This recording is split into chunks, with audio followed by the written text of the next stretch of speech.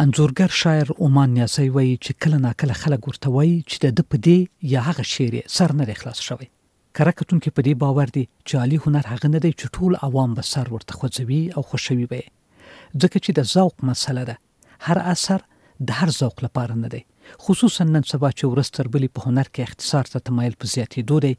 هنرمند یوه خبره په لنډو بیانوي، توضیح کوي یې نه چې د هر چا سر پرې ژر خلاص شي. البته بل لور ته دا د شاعر دنده ده چې د عوامو ذوق لوړ کړي. له اومان نیازي سره د شعر او د ښه شعر په اړه غږېدلی یم. له نږدې 10 کلونو راهیسې دوی شعر لیکي او تر اوسه د ماشومانو لپاره د شعر د یوې مجموعې په شمول د شعر 7 مجموعې چاپ شوي دي. له دوی به لومړی دا واورو چې په تیرو 3 لسیزو کې چې شاعري کوي په شعر کې څه تغییر راغلی. د لومړنیو او اوسنیو شعرونو ترمنځ به ډېر څه نوي سوي، ډېرې نوې خبرې به سوي، موضوعات او تجربې به ډېرې نوې سوي. دا داسې لکه سړی چې په یو کلي ته یا یوې سیمې ته نوې لار ور جوړوي، نو دغه نوې لار چې جوړوي په اول کې خو یې نښې نه ښکاري، وروسته نو بیا چې په دې ډېر مزل وکړي او هغه لاره پوټی سي، بیا نو ډېر لرې ښکاري، وایي دا لاره ده.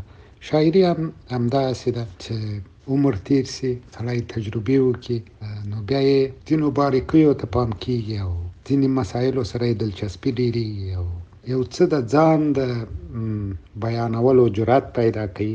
اومان صاحب، ستاسو په شعرونو کې البته په لومړنیو شعرونو کې داسې کلیوال تصویرونه شته چې ممکن د لومړي ځل لپاره په شعر کې ځای شوي وي، لکه د زیارت کوترې په یوې کړکۍ کې. د وروستیو کلونو په شعرونو کې مو هم داسې تصویرونه شته چې لوستونکی ممکن هره ورځ په خپل ژوند کې وویني، خو هغه وخت ورپام شي چې ستاسو شعر ولولي. نو په شعر کې تصویر ته خاص پام کوي که په خپل تصویرونه ستاسو په شعرونو کې هم داسې راځي؟ زما په شعرونو کې تصویرونه ډېر دي او زه په خپله تصویر او له حرکت د دې دواړو نه ډېر زیات خوند اخلم. معمولا زه په طبیعت کې ګرځم، یعنی چې اوزګاره یم، په ځنګلونو کې د ګلانو له نندارې خوند اخلم، له مارغانو، له اوبو، یعنی د دوی په ننداره نه مړېږم. نو په شعرونو کې مې همدغه موضوعات تقریبا. بیا د دوی ترمنځ زه یو پټه او ښکاره رابطه پیدا کوم. هغه داسې چې کله ناکله دا رابطه یو څه فکر غواړي چې بیا پیدا سي او کله ناکله ډېره واضح.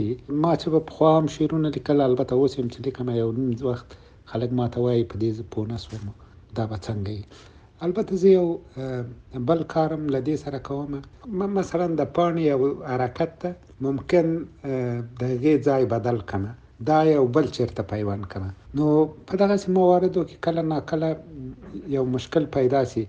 ما هغه حرکت له پاڼې راخیستی او بیا مې د یو بل څه سره پیوند کړی هغه حرکت، او دا کله کله پیښیږي. فرضاً زه کله ناکله وایم چې اوبه تږي دي، زه د دې دغه حرکت او دغه منډه چې دا کومه منډه کوي چې کله اوبه بند دي او دا بند خلاص کړي، یو عجیبه منډه کوي. دا له دغه منډې زه په وار وار د تندې الهام اخیستی ده. زه فکر کوم چې اوبه تږي دي، یو څه ته تنده لري. نو کله ناکله داسې موارد دي چې هغه له موقعیتونو سره، له فعلونو سره زما دلچسپي ده چې فعلونه بدل را بدل کړم، موقعیتونه بدل را بدل کړم. نو د دغو په مټ باندې بیا زه تصویرونه جوړوم چې دا زما په شعرونو کې ډېر دي او زه خپل هم له دې خوند اخلم. او هدف مې همدایي، مقصد مې همدایي چې که وسمه کولی یو څه د چا سترګو ته ودروم. بیا هم د تصویرونو په اړه، تصویرونه باید د شعر د واحد تاثر متمم وي. په نوي پښتو شعر کې ډېر کله په خپل ذات کې ښایسته تصویرونه لرو، خو دا تصویرونه د یو واحد تاثر د شیندلو توان نه لري. اومان صاحب، تاسو ډېره شاعري کوئ، دې مسئلې ته په خپلو شعرونو کې توجه کوئ؟ د واحد تاثر خبره په هر حال دا مهمه ده، دا باید او ضروری ده، خو دا باید معلومه سي چې د شاعر مقصد څه ده. زه به یو مثال تاسو ته وایم. زه چې کله اوزګاره سمه په ګاډي کې، د ریل ګاډي کې سفر کوم، 1 ساعت 1.5 ساعت، کله کم زیات هسې په دې لار باندې یو منطقې ته سفر کوم نو کوشش کوم د کړکۍ څنګه کېنم او یعنی چې د وسمه کولای د طبیعت ننداره وکم. یو بل کس په دې ریل کې را سره اکثره مې لیدلې دي، دوی یو صندوقچه ور سره او ویلون غږوي، بیا هر څوک باندې گاډي کې چې ناست دي او د هر چا چې ماتې پیسې یې په جیب کې هغه ورکوي. یو بل کس ممکن ما لیدلی دی ډېر وخت کار ته ځي په همدې ګاډي کې، نو سفر کوي او ځي راځي. د هر سړي خپل مقصد دی. زما معمولا له خپلو شعرونو نه یو هغه اصلي مقصد خو مې دا وي چې که وسمه کولی هغه ښایستونه چې دي چې زه یې ننداره کوم هغه د خلکو سترګو ته د کلماتو په مټ مې را جوړ کړي او هغه د خلکو سترګو ته ودروم. نورې خبرې چې هغه دوه مې، یعنی که ممکن داسې چې زه د یو مقصد لپاره، د یو هدف لپاره، د یو پیغام لپاره یو شی لیکم، هغه مې تر ډېره حده پورې مې په یې به خو ډېر به ښکاره نه وي. د همدغه تصویرونو په منځ کې به یې زه له دې سره علاقه لرم، نو دغه واحد تاثر پیدا کولم. دا مهمه خبره ده چې د دغه تصویرونو په منځ کې که هغه واحد تاثر زه ځای په ځای کړای سم، نو فکر کوم چې لکه یعنی فکر کوم چې دغه شعر به مې کامیاب شعر چې د دوی په منځ کې د دې تصویرونو په منځ کې هغه خپل پیغام هم ولېږدولی سم. او که داسې نه وي نو صرف تصویرونه یې له دې هم دا یعنی ډېر کامل نه راته ښکاري. خو په هر حال زه تر ډېره حده پورې کوشش کوم چې فکر ډېر برجسته نه وي، ډېر ښکاره نه وي. په معاصرو پښتو شعرونو کې د ډېرو شاعرانو په شعرونو کې ممکن ښکلي تصویرونه ووینو، خو کله ناکله د تصویرونو تسلسل سم نه وي. یعنی که یو تصویر پیاوړی احساس لري بل باید تر هغه نور هم قوي احساس وشیندي، خو زموږ په ډېرو شعرونو کې داسې نه وي. څرنګه هم داسې نه ده؟ زه نه پوهېږم چې دا پوښتنه به ښه جواب کړای سم که نه، خو په دې کې د شاعرانو خپل مجبوریتونه دي. په اوږدو نظمونو کې ټول په یو حال ساتل، یعنی ما خپله تجربه دا ده چې ولا مشکله ده چې ټول نظم دی په د کیفیت په لحاظ باندې، د خوند په لحاظ باندې، د نورو باریکیو په لحاظ باندې هغسې وساتل شي چې سړی فکر کوي چې دغه یې لکه په غزل کې شابید چې ده یا هغه برخه یې داسې برخه ده چې تر ټولو خوندوره ده. او دا یوه ستونزه شته ده او دا د موږ له غزلو رانیولې تر نظمونو تر آزادو تر ټولو دا همداسې ده. او فکر کوم د ټولو شاعرانو دا مشکل شته ده. زموږ په شعر کې اومان صاحب که تکرار هم زیات دی. هر شاعر د دې شی په مقابل کې باید ډېر اساس واوسي چې تر ده له مخکې که کومې خبرې سوي دي چې دی بیا تکرار نه کړي. که داسې چې خبرې ډېر زیاتې تکرار شي، موضوعات ډېر زیات تکرار شي، بیا بېخوندي رامنځته کېږي. د دې بېخوندي چې تاسو اشاره ورته کوئ مخه څرنګه نیول کېدای شي؟ د شعر د نوي کولو لپاره، د مضامینو د ډېرېدو لپاره، د تنوع لپاره ځینې لارې داسې دي چې خپله به مشاهده کوي، خپله به یو څه ګوري، حواس به دې فعاله وي، دا مهمه ده. ځینې نورې لارې چې ما په خپله تجربه کړې دي هغه دا دي چې ما مخکې هم دا خبره وکړه او زه په خپله له همدې تجربې نه استفاده کوم. یو خو دا ده چې فعلونه بدل را بدل کړې، له دې سره شعر نوی کېږي. البته دقت به ورته کوي چې هغه منطق په ځای، یعنی ډېره بې منطقي پکې ونه شي. منظور مې دا ده چې هغه هنري منطق مې منظور ده چې هغه هنري منطق باید وپالل شي او په ځای.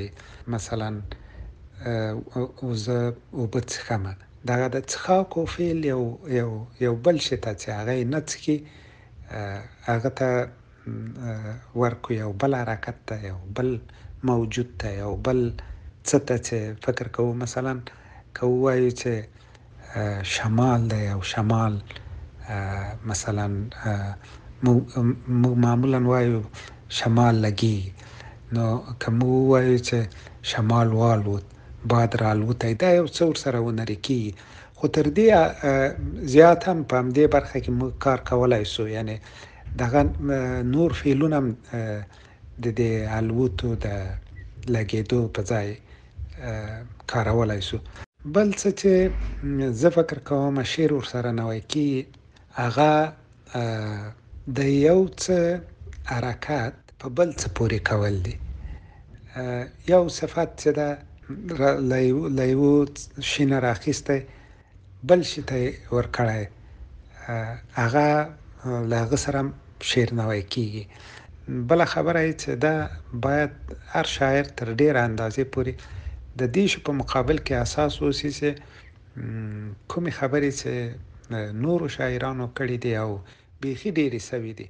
په هر حال نوې خبره کول اسانه خبره نه ده، خو هغه چې بیخي ډېرې سوي دي او په هغه یو رقم سره سوي دي، هغه دې نو بیا نه راخلي. اوس دغه شونډې د لال د بدخشان دي، دغه ته نور نو بیخي ضرورت نشته ده، هېڅ دا په چا تاثیر نه کوي، نور خبره خلاصه ده. دا داسې ده چې د کلونه کلونه چې د لال د بدخشان ذکر سوی ده، دغه قصه ورسره روانه ده. دا نو عام و خاص ټول پې باندې پوهېږي، هېڅ ضرورت نشته ده چې دا بیا تکرار شي. دا هېڅوک نه پاروي دغه تشبیه چې ده. که الفاظو ته راشم، کلمات په شعر کې ډېر مهم دي. معاصر نقد وایي چې ښه شعري کلمه هغه ده چې له خپلې څنګلوري کلمې سره د شعر د معنا، آهنګ او تاثیر په خپرولو کې ونډه اخیستې وي. تاسو څه نظر لرئ؟ د کلماتو ته توجه په دې باندې پکار ده چې دا به له یو لاس غالۍ سره زه تشبیه کړم. که په یو شعر کې د غالۍ که وګورو چې په هغه کې رنګونه، ګلان، هغه کوم ټک چې ورته ووایو د بافت، هغه بافت ټکونه د دې خپل هغه یو نواختي اندازه او هغه لیکي، که دا ټولې یو لاسي نو غالۍ بیا ډېره ښایسته غالۍ. خو که داسې چې ګلان یې سره ګډ وډ، نیم یو ډول وبدل شوي، نیم بل ډول وبدل شوي، دا عیب ده. کلمات هم په شعر کې کلمات هم همداسې دي، او دوی ورته یوه اصطلاح په دې فارسي کې هم شته ده، که همخواني سره ولري نو هغه اثر باندې طبعا دا تاثیر لري او ورسره دا کې خوندور کېږي. د شعر د آهنګ مسله هم مهمه ده. په پښتو ژبه کې لهجې کله ناکله آهنګ د ځینو په باور ټکنی کوي. دا مسله مهمه ده که نه لوستونکی باید د شاعر لهجې ته په پام سره د هغه شعر د آهنګ له پلوه وارزوي. یوه لهجه مو لرلی او د ټولو فیصله وای او ټول دا منلې وای، خو ډېره ښه به وه. خو فعلا خو داسې ده چې څوک وایي شار، څوک وایي خار. نو فکر کوم چې که داسې یو کار اوسي چې تر هغو پورې چې عمومي یوه د حل لاره رامنځته کړي، که داسې اوسي چې یو لغت که په پراخه ساحه کې عام او یو ډول ویل کېږي، تلفظیږي، په بل ځای کې بل ډول، دغه د پراخې ساحې والا لغت دی، دا د کمې ساحې والا خلک ورخپل کړي او هغسې د تلفظ کړي. په دې سره باید تر یوه اندازې پورې مشکل حل شي. امریکایي مشهور شاعر رابرت فراست وایي کله چې عاطفه فکر پیدا کړي او فکر کلمات، نو شعر بشي. دا تعریف څرنګه درته ښکاري؟ زما په خیال فکر او خیال دا دوه وزرې دي چې په دې باندې هغه شعر باید والوزي او الوت وکړي. خو دلته یوه باریکي شته ده او زه غواړم چې هغې ته اشاره وکړم. هغه دا ده چې که فکر ډېر برجسته وي، ډېر نیغ وي په کلام کې، دا کلام به شعر نه وي، نو بل هر شی کوو نو بیا به هغه یې شعر به نه وي. ما په خیال دا باید د هغه شعر په رګونو کې لکه وینه داسې جاري وي، دا پیغام چې ته لیږې، فکر چې ته لیږې، دا باید داسې وي. دا که ډېر ښکاره وي، دا داسې لکه هغه، لکه دلته چې لکه په وطن کې چې خلک دا 1 کیلو غوړي له خلکو سره کومک کوي، بیا 10 عکسونه ورسره اخلي.